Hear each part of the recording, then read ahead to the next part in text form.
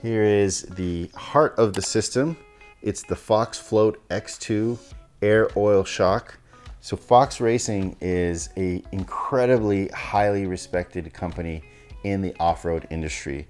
And if you haven't heard of them before, it's possible, but honestly, they make everything. They started with motocross and with motocross clothing actually, and then they actually moved into suspension.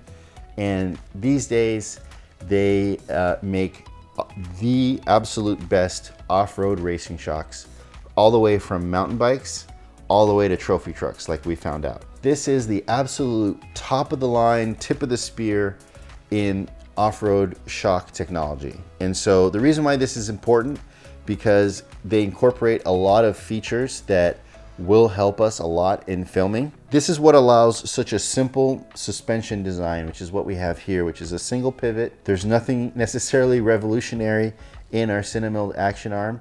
We just are putting it together in a very high quality package.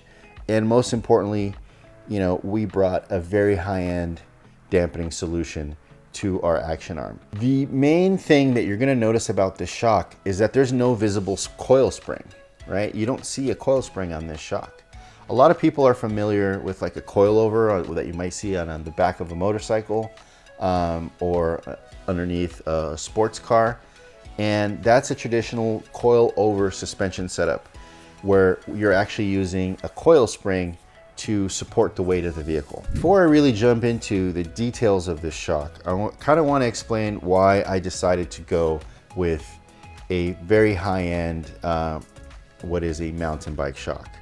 And that is because a lot of the other suspension arms currently out there on the market, they are controlling the suspension movement of whatever arm they're using with what some of you might recognize as a motorcycle steering dampener. And for a lot of situations that can work really well, as a lot of you have found out. But in a lot of cases, it leaves a lot to be desired. So with any suspension system, basically what you have is you have a spring, which is its purpose of a spring is just to hold up the weight. And then that spring, once you compress it, it stores energy and then it rebounds and it gets rid of that energy. And the only way to control that energy is with the dampener, right? And that's what the shock is, it's a dampener. And so the primary purpose of the shock is to control the motion and the energy that's contained in the spring.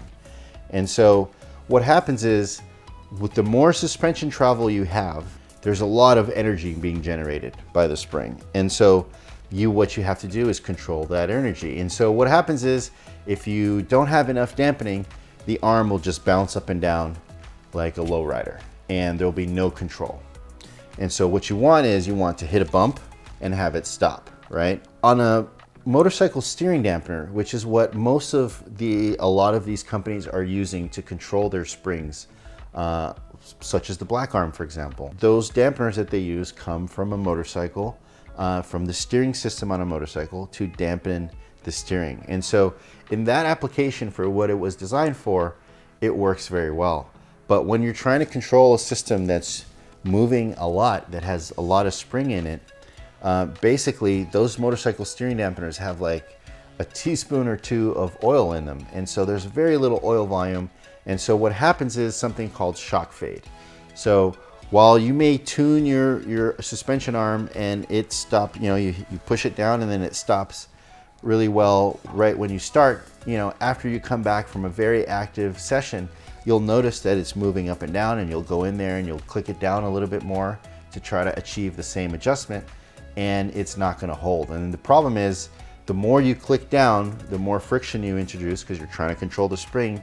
Now that the oil is hotter and is less viscous, the more heat you're actually going to generate. So it's kind of a downward spiral until the point where no matter, you have it all the way clicked in and the oil is really hot and the arm is still going up and down uncontrollably. All which is to say, there is trying to control a lot of suspension movement with a very little dampener. And this is why you'll see in a lot of these systems, they're now using dual setups. So they're doubling up on the amount of dampener. So that is sort of the easiest way to tackle that problem, is just to add more dampeners. Why did we choose to go with an air oil shock?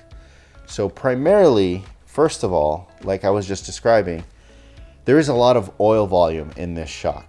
There's a lot of surface area for the shock to cool down, and there's a lot of oil volume. And most importantly, it's designed to work under those conditions, those high load, high activity, high shaft speed situations. And so a steering dampener on a motorcycle is not designed to do that.